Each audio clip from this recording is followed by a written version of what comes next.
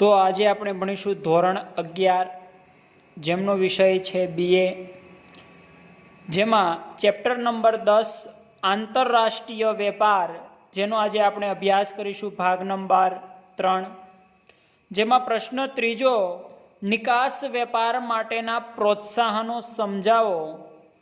જેમાં પ્રોત્સાહનો આપણે આગળના પ્રશ્નમાં પણ આગળના ભાગમાં પણ જોયું હતું, તો કે એના 7 પ્રોત્સાહનો છે, જેમાં આપણે અભ્યાસ કરવાના છીએ આજે તો કે 4 થી 7 પ્રોત્સાહનોના અભ્યાસ આપણે આ લેક્ચરમાં આ ભાગમાં કરીશું।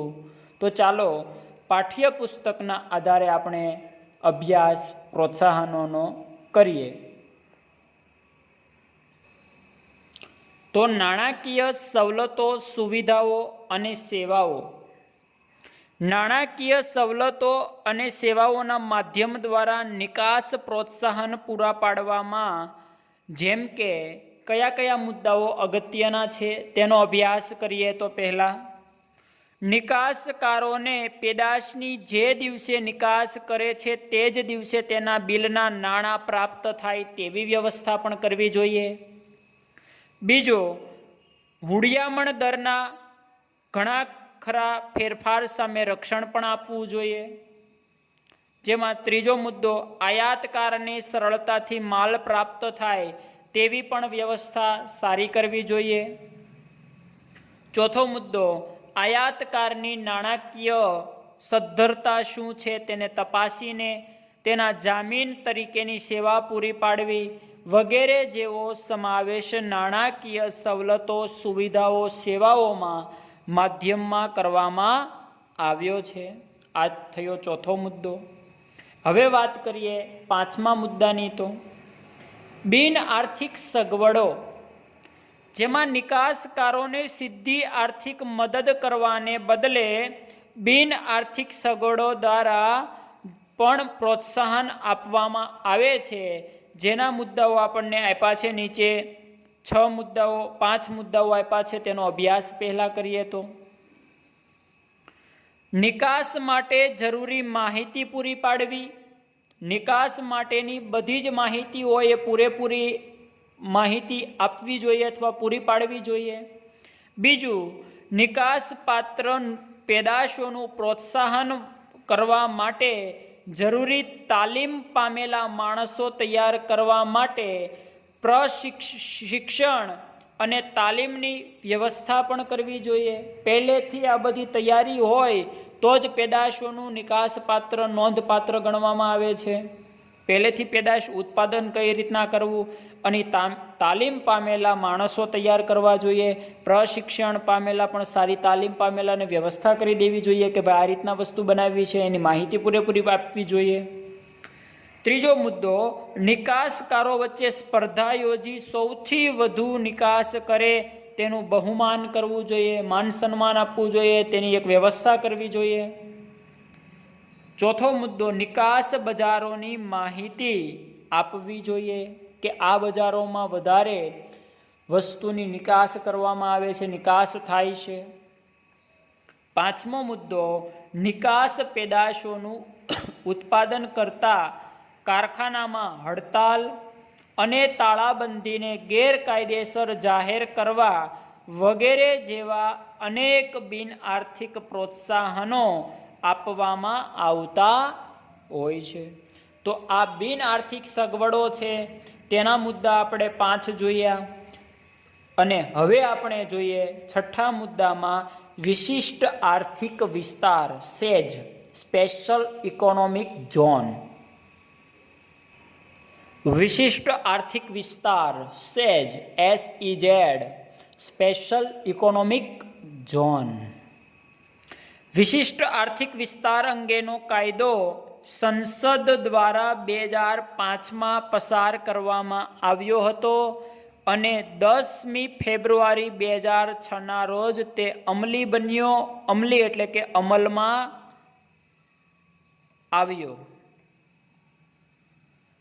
જેમાં વિશિષ્ટ આર્થિક વિસ્તાર એક એવો ભૌગોલિક વિસ્તાર છે, એક ભૌગોલિક એવો વિસ્તાર એટલે કે એવી સીમા છે જેમાં આર્થિક કાયદાઓ દેશમાં પ્રવર્તતા અન્ય કાયદાઓ કરતાં વધુ ઉદાર હોય છે, વધારે ગંભીર હોય છે, જેમાં વિશિષ્ટ આર્થિક વિસ્તારની શ્રેણીઓ જુદી જુદી ઉપરાંત અનેક વિશિષ્ટ વિસ્તારો આવરી લેવામાં આવે છે. આપણને આ પાઠના આધારે જ ખબર પડી જાય. આ ચેપ્ટર જે છે એનું હેડિંગ ઉપરનું હતું કે આંતરરાષ્ટ્રીય વેપાર. એટલે આખા જ આ બધા જે મુદ્દાઓ છે, જે કાંઈ આખો પાઠ છે એ વિદેશની જે વસ્તુનો નિકાસનો પોઈન્ટ છે. તો આપણે કઈ રીતના નિકાસ કરીશું, એના મુદ્દાઓ, કઈ રીતના નિકાસ કરવી જોઈએ, એના મુદ્દાઓ જે આપણે સમજીએ છીએ, ભણીએ છીએ, તેના આધારે હવે આપણને મુદ્દો સમજાવે છે કે વિશિષ્ટ આર્થિક વિસ્તારની શ્રેણી ઉપરાંત અન્વયે અનેક વિશિષ્ટ વિસ્તારો આવરી લેવામાં આવે છે, જેમાં નિકાસ પ્રોસેસિંગ વિસ્તાર, મુક્ત વેપાર વિસ્તાર, મુક્ત બંદરો એટલે કે ત્યાં નો કરવેરા લેવા જોઈએ, નો વેરા લેવા જોઈએ, ઔદ્યોગિક વસાહતોનો પણ સમાવેશ થાય છે. તેમાં મુખ્ય હેતુ પ્રત્યક્ષ સ્થાનિક અને વિદેશી મૂડીરોકાણને આકર્ષવાનો છે. શેનો છે? વિદેશી મૂડીરોકાણને આકર્ષવાનો.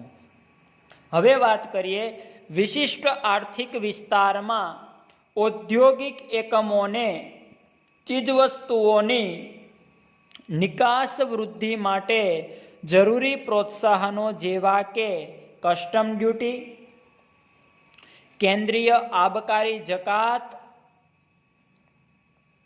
સેવા કર, કેન્દ્રીય વેચાણ વેરા તથા સિક્યુરિટી ટ્રાન્ઝેક્શન ટેક્સમાંથી મુક્તિ આપવામાં આવે છે.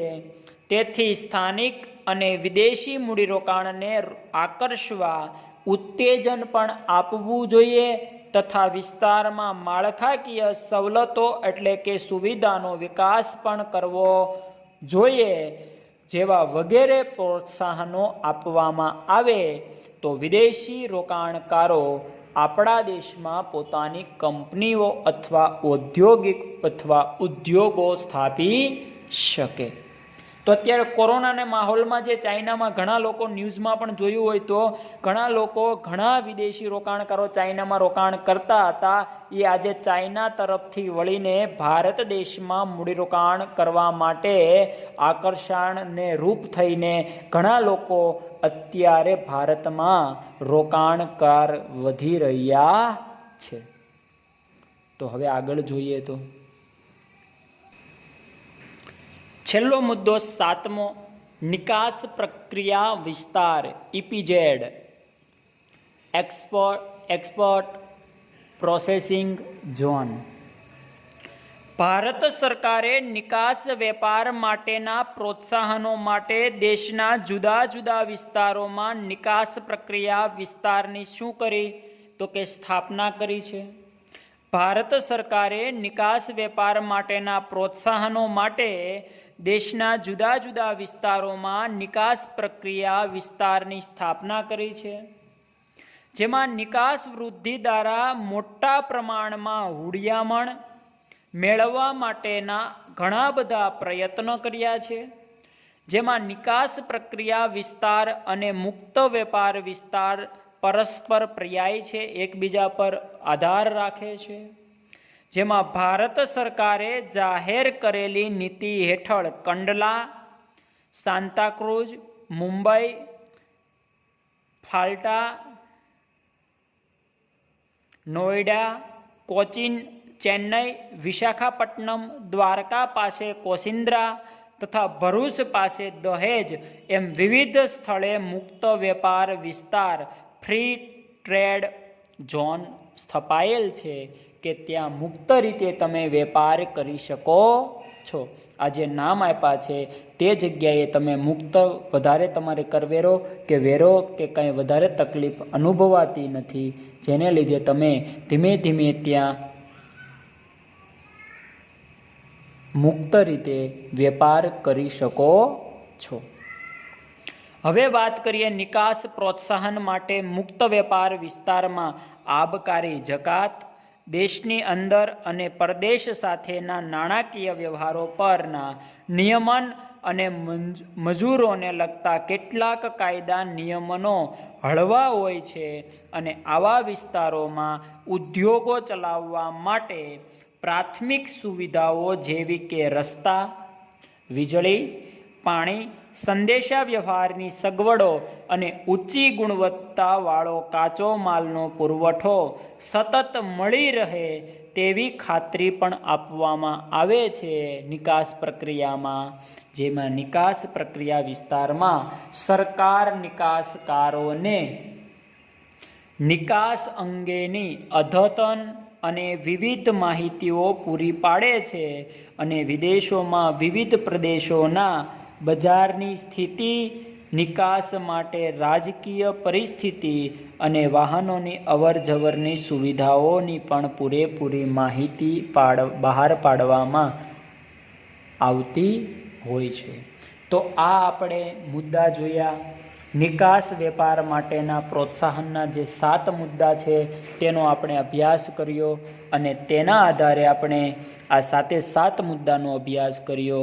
તો આ પોઈન્ટ અહીંયા પૂર્ણ થાય છે, જેના 2 આપણે ભાગ બનાવ્યા છે. એ 2 ભાગને આધારે તમારે અભ્યાસ કરવાનો રહેશે.